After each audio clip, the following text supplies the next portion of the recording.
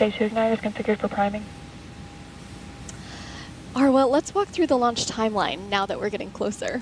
Yeah, at T-minus 70 seconds, the vehicle will go into terminal count, and this is when the vehicle's internal flight computer takes control of the countdown.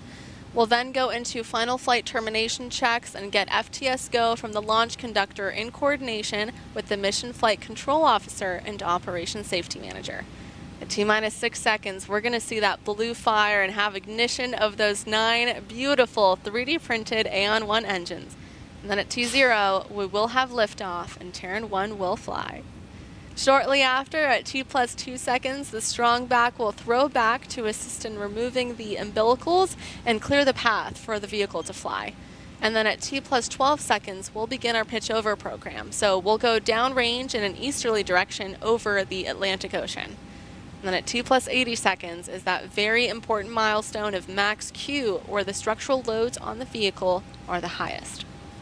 At approximately T+160 seconds, we'll get to main engine cutoff, or MECO, where the stage 1 engines will shut off. This is followed shortly by stage separation, and the Aeon vacuum engine will ignite on the second stage.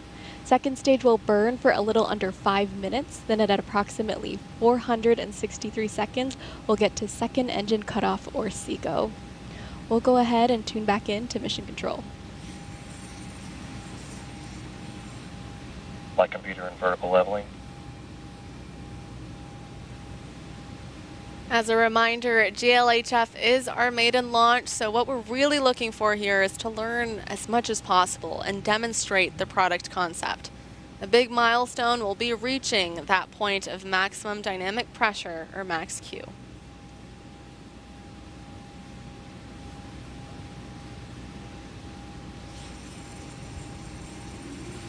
Stage 1 igniters are priming in.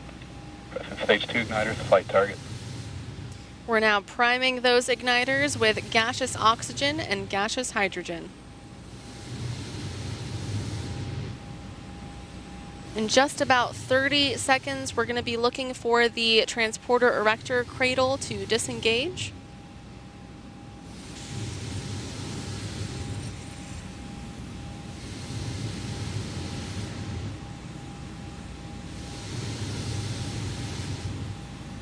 Stage 2 is on internal power.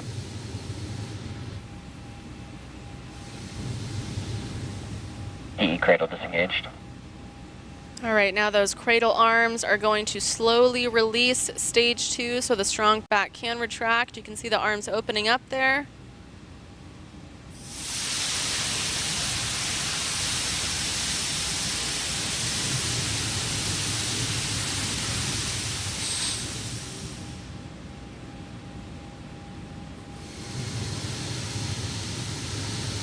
Stage 1 TVC checkouts running.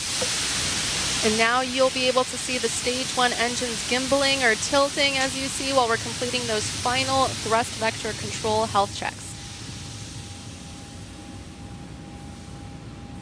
Stage 1 is on internal power.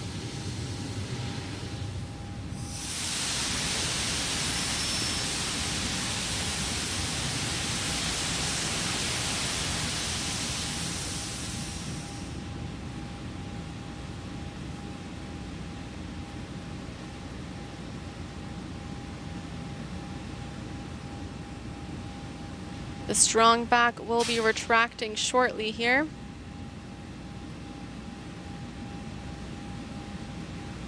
Strong back is retracting.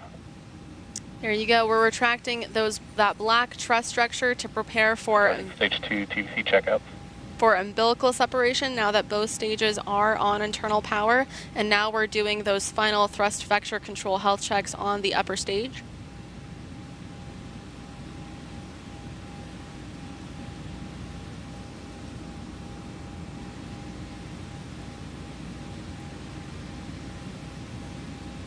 Starting final review of launch commit criteria. Wow, we are very closely approaching T-minus 1 minute. I just want to remind all of us here that what you're looking at on your screen is 85% 3D printed, and it is about to fly.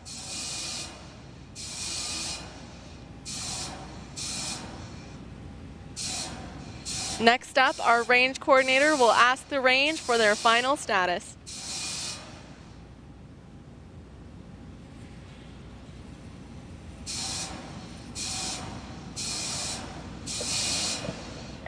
Rock, report range status. Range green. That was confirmation. The range is green for launch.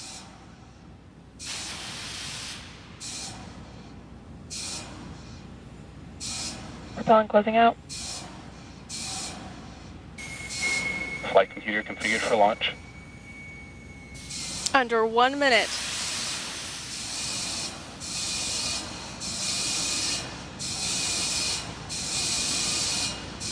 LD, are you go for launch?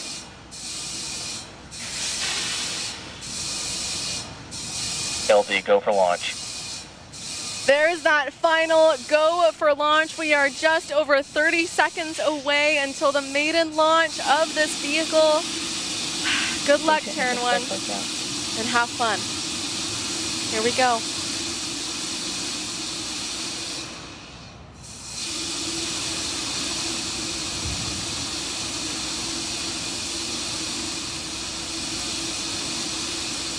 Ten, 9, 8, 7, 6, 5, 4, 3, 2, 1.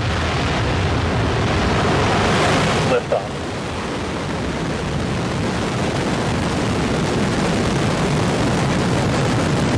Terran 1 has cleared the tower. Control maneuver starting. Launch pad facing. Look at that blue fire!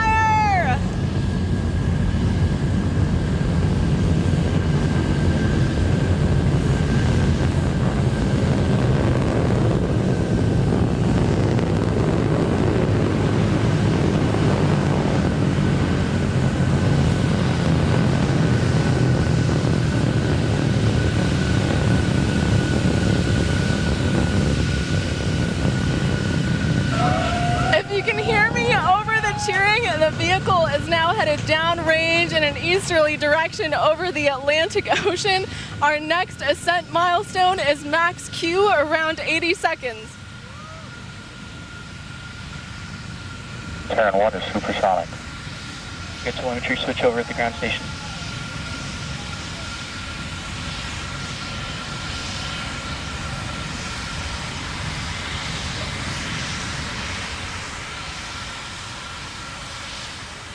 Max Q. We are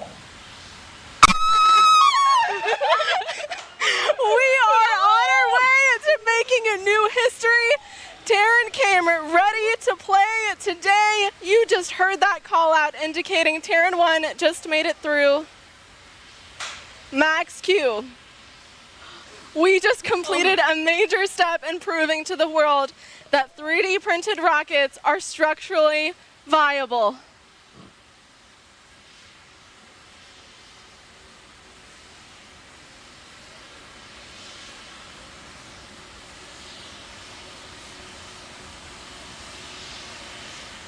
Up next, we'll be looking for a call out that stage 1 performance is nominal.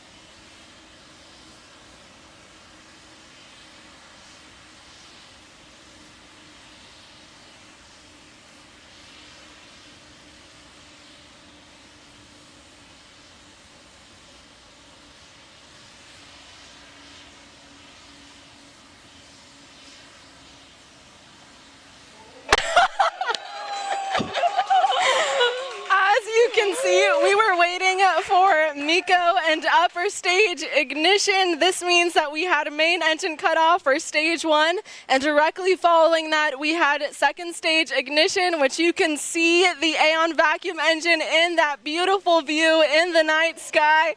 Reminder, there is no fairing for this maiden launch as we don't have a customer payload. but we do instead have a memento of the first ever circular test print.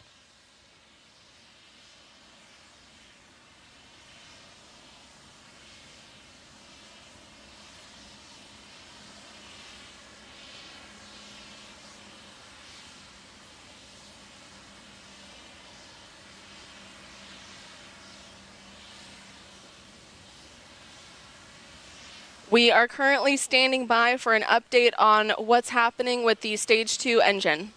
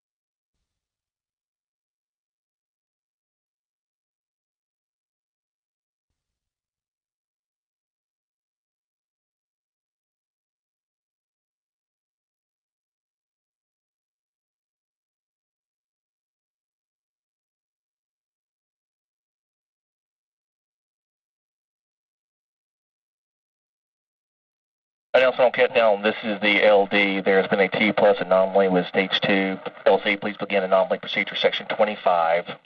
Copy.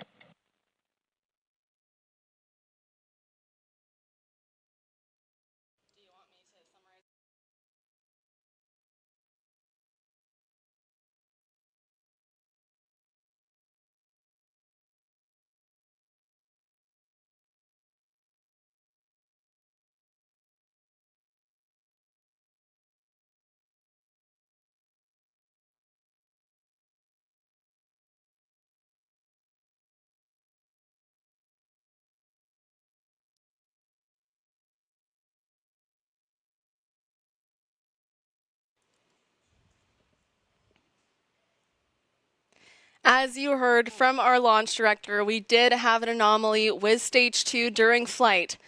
But maiden launches are always exciting, and today's flight was no exception. Although we didn't reach orbit, we significantly exceeded our key objectives for this first launch, and that objective was to gather data at max Q, one of the most demanding phases of flight, and achieve stage separation. Today's flight data will be invaluable to our team as we look to further improve our rockets, including Terran R. Our team will now carefully analyze this data to determine what led to this outcome. So stay tuned to @Relativity Space on Twitter and relativityspace.com for additional updates in the days and weeks ahead. I want to thank the entire Relativity team for all of their hard work in getting us to this point.